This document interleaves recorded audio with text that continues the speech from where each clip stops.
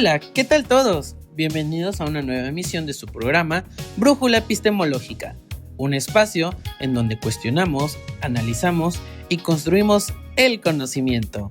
Bienvenidos, soy el licenciado en Psicopedagogía Hernán Alberto Tu Sánchez, transmitiendo toda la buena energía desde la vibrante ciudad de Cancún, Quintana Roo, en este hermoso mes de agosto de 2026. El día de hoy tenemos un programa muy especial, diseñado para una materia fascinante, querida por muchas, odiados por otros más. Sin embargo, para la materia de epistemología y ética de la educación especial, esto como parte de nuestro programa de formación en la maestría en educación especial en el Instituto Universitario UNAEB, bajo la excelente guía de nuestro docente, el doctor José Luis Soria Pérez. Así que prepárense, abróchense sus cinturones, porque hoy viajaremos por las mentes de los grandes pensadores de la ciencia. ¡Comencemos! El día de hoy tenemos un programa bastante padre. ¿Por qué? Porque hoy vamos a entender cómo educamos, y para eso debemos de entender cómo conocemos. Y de esto se trata nuestro primer punto del día, que es la epistemología. A lo mejor hemos escuchado el término de epistemología, a lo mejor y no. Va a depender mucho de nuestro programa de formación, pero esto es algo muy importante, ya que nosotros, como futuros maestros en educación especial, entender, comprender y analizar cada uno de estos puntos es importante. Entonces, nos vamos a basar primero del análisis de Jaramillo del 2003, que para él nos dice que la palabra epistemología proviene del griego episteme, que significa conocimiento. Esto nos da a entender que es una rama de la filosofía que investiga todos y cada uno de los fundamentos, los límites, los métodos y la validez con la que adquirimos el saber. Algo muy importante que nosotros debemos de entender, que hay datos fascinantes de autores muy importantes dentro de la educación. Por ejemplo, uno de mis autores favoritos, que es Jean Piaget, habla que la epistemología estudia el salto de un nivel de conocimiento menor a uno más avanzado. ¿Qué quiere decir todo esto? Que para Piaget nos dice que el conocimiento empieza con algo muy pequeño, pero conforme nosotros vamos creciendo o avanzando, vamos adquiriendo un conocimiento muchísimo más complejo.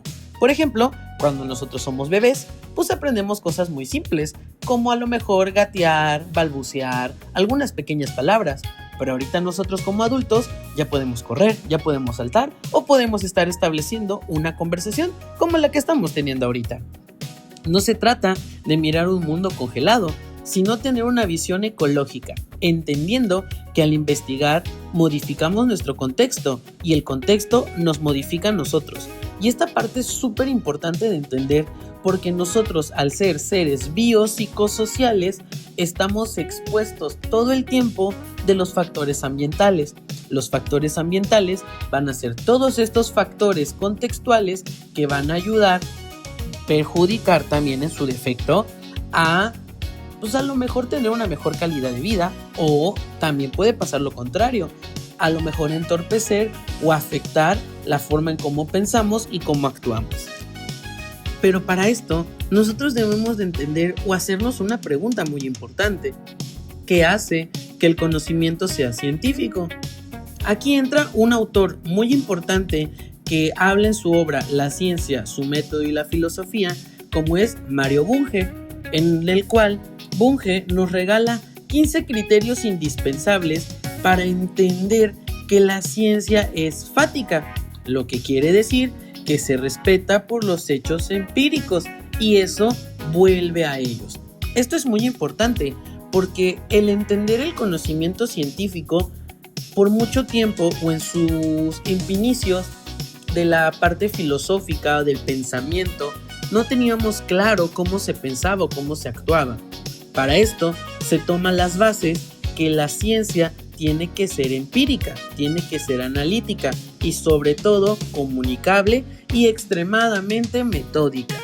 Tenemos que hacer pasos estructurados, que es lo que conocemos hoy como el método científico. Esta parte es fundamental. ¿Por qué? Porque aquí nosotros tenemos que entender que el conocimiento se va dando a partir de una construcción del conjunto de sus pares. Ojo aquí, porque Bunge aclara que la ciencia no es dogmática, sino todo lo contrario, es abierta, perfectible y falible. Quiere decir que siempre está en una evolución.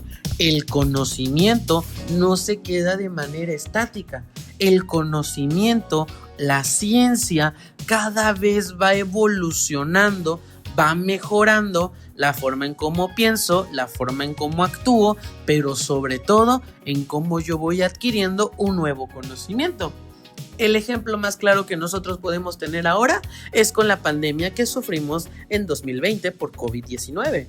Mucha gente decía, ¿cómo es que la gente está comprendiendo tan rápido las cosas que estamos viviendo? Sencillo, porque la ciencia nos ha ayudado a perfeccionar nuestro conocimiento, a hacer pruebas empíricas más exactas, pero sobre todo que estas pruebas sean 100% seguras. Y esto hablando en la parte de la medicina. Pero si nos vamos a la parte de la educación, la informática o en otras áreas del saber o del conocimiento, hemos tenido un avance súper importante porque nos ha ayudado a comprender y completar información que teníamos a lo mejor sin desechar o información que no sabíamos si era real o no. A partir de este nuevo conocimiento o esta evolución científica podemos confirmar y comprender todo lo que tenemos actualmente en 2026. Pero para comprender un poquito más eso, vamos a retroceder un poco en el tiempo para hablar de uno de los importantes filósofos que nos dan las bases de algo conocido como el positivismo. Y es momento de hablar de Augusto Comte. Comte estaba obsesionado con el orden y el progreso. Comte era esa persona que todo lo tenía que hacer de manera cuadrada. Entonces, dentro de su forma de pensar y ser de Comte, formuló una idea muy importante que hasta la actualidad lo seguimos estudiando, que es la ley de los 3 estados. Para esto, Comte nos divide que el conocimiento viene de diferentes formas. Primero, donde la humanidad pasó en un estado teológico. ¿Qué quiere decir este estado teológico? O también lo podemos conocer como estado ficticio, que es la primera etapa del desarrollo de la inteligencia humana, ya que en esta fase las personas explican los fenómenos naturales y los misterios del mundo mediante la intervención de fuerzas sobrenaturales o seres divinos, dominando con la imaginación encima de la razón. Esta parte es muy importante porque es algo que seguimos haciendo y seguimos teniendo. El conocimiento que nosotros vamos adquiriendo se da a partir de la fe de la iglesia o como conocemos a partir de la fe de Dios. El segundo nivel o el segundo estado que nos propone Comte es el estado metafísico, buscando las causas abstractas. En este nivel, las personas dejan atrás estas ideas de los dioses, la parte sobrenatural y empezamos a trabajar con fuerzas abstractas, esencias y conceptos de la naturaleza para explicar cómo funciona el mundo. Esta parte es como una transición y es un puente entre la parte de la niñez religiosa, del estado teológico, a la madurez científica, que es el estado positivo, que es el estado número 3. Aquí nosotros empezamos a analizar ya no tanto, o nuestras respuestas ya no se dan tanto a partir de lo que dice la fe de Dios o esta visión religiosa o esta visión a lo mejor un poquito, a lo mejor subjetiva. Ya empezamos a trabajar con una visión más clara, más objetiva, en donde tenemos un carácter crítico, en donde empezamos a cuestionar lo que ha pasado. Obviamente que genera un desorden porque no se basa en datos reales, pero esto es importante porque este puentecito que nosotros trabajamos es vital para entender al estado positivo o como lo conoce Comte, como el estado definitivo, dominado por la experiencia, la ciencia y una visión puramente racional del mundo. Esto quiere decir que las personas explican su realidad no solo a partir de la ciencia, sino también a partir de ¿qué? Del conocimiento empírico. ¿Y eso qué quiere decir? Que es a partir de la información que van viviendo y sobre todo por la experiencia científica, dejando atrás ideas religiosas y abstractas que son súper cuestionables, son ideas que a lo mejor son muy subjetivas y nos basamos única y exclusivamente en hechos reales, medibles y comprobables a partir del método científico. Y obviamente esta parte es importante porque busca renunciar a ese origen absoluto de las cosas y centrarlo en una parte real de causa y efecto.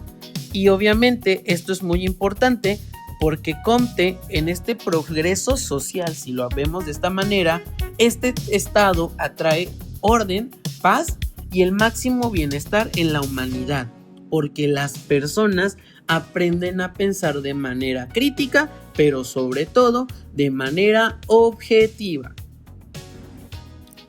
Pero la ciencia no siempre avanza en una línea recta perfecta. Ahora tenemos que analizar uno de los autores más importantes que en 1971 sacudió con sus ideas como fue la estructura de las revoluciones científicas. Estamos hablando de Thomas Kuhn. Kuhn nos explica que los científicos trabajan bajo un paradigma. ¿Esto qué quiere decir? Que es un modelo aceptado por toda la comunidad. Pero, ¿qué pasa cuando los problemas ya no encajan? Pues se genera una anomalía y estalla una crisis. Esta crisis obviamente obliga a abandonar el viejo paradigma y a adoptar uno nuevo, y a todo esto lo conocemos como la revolución científica. Y esta parte es súper importante de comprender. ¿Por qué?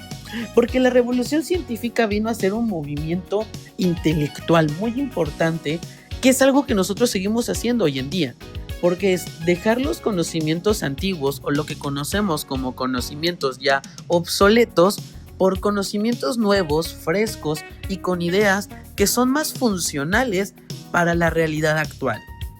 Pero si hablamos de romper paradigmas, tenemos que hablar sobre una de las teorías más importantes, como es el falsacionismo, fundado por el filósofo austriaco Karl Popper. Popper destruyó la idea de que podemos confirmar algo absolutamente. Él decía: por más millones de cuervos negros que veamos, no podemos asegurar que todos lo son. Por lo tanto, esto nos da a entender que la ciencia no busca verificar, sino intenta refutar o, en su defecto, falsear sus propias teorías. ¿Y esto qué tiene que ver con todo esto? ¿Por qué hablamos de falsear?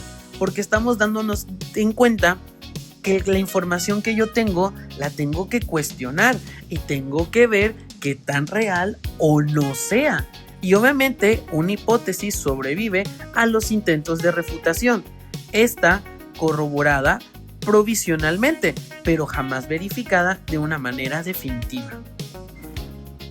Y para cerrar con broche de oro este bloque, prepárense para la teoría anarquista del conocimiento de un autor muy importante como fue Paul Feyerabend, analizada por el carpintero en 2010. Feyerabend es el chico rebelde de la ciencia, por decirlo así, porque es un provocador total, es esa persona que a veces cae mal, pero esta persona, este autor, es muy muy importante porque él niega que existía un único método científico. Y obviamente esto es importante porque afirma que someterse a las reglas estrictas inhibe el progreso y que la ciencia, el único principio válido, es el que todo vale. Esto incluso demostró que el mismísimo Galileo rompió las reglas metodológicas de su época para poder probar sus revolucionarias teorías astronómicas. Entonces, esta parte de Feyerabend es muy importante para comprender, porque obviamente nos da a entender o nos abre una visión más amplia sobre qué es lo que realmente utilizamos en el método científico o qué es lo que nosotros tratamos de buscar. Muy bien, gente, llegamos al final de este recorrido. Si hay algo que no deben de olvidar de esta transmisión, es que el conocimiento no es una estatua de piedra que no puede tocar, ya sea que sigamos las reglas estrictas como nos decía Bunge, o busquemos refutar hipótesis como nos pedía Potter, o por qué no también atrevernos a romper las normas al estilo de Feyerabend. Pero es importante entender que la epistemología nos enseña que el saber humano está vivo, y más ahora en la actualidad 2026, en donde nosotros en un lugar globalizado, gracias al uso de las nuevas tecnologías o incluso la inteligencia artificial, hemos perdido ciertos temas de razonar, de pensar, pero esta parte o la epistemología nos dice que nosotros no perdamos esa esencia humana, porque claro que se equivoca, claro que se corrige, pero ¿saben qué también pasa? Revoluciona y avanzamos.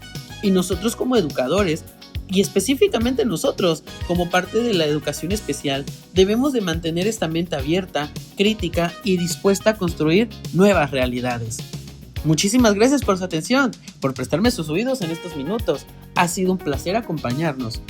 Nos escuchamos en la próxima transmisión. Recuerda que este es tu espacio, Bruja Epistemológica. Cuídense mucho, pásenla bien. Los saluda el maestro Hernán Tuz. ¡Nos vemos!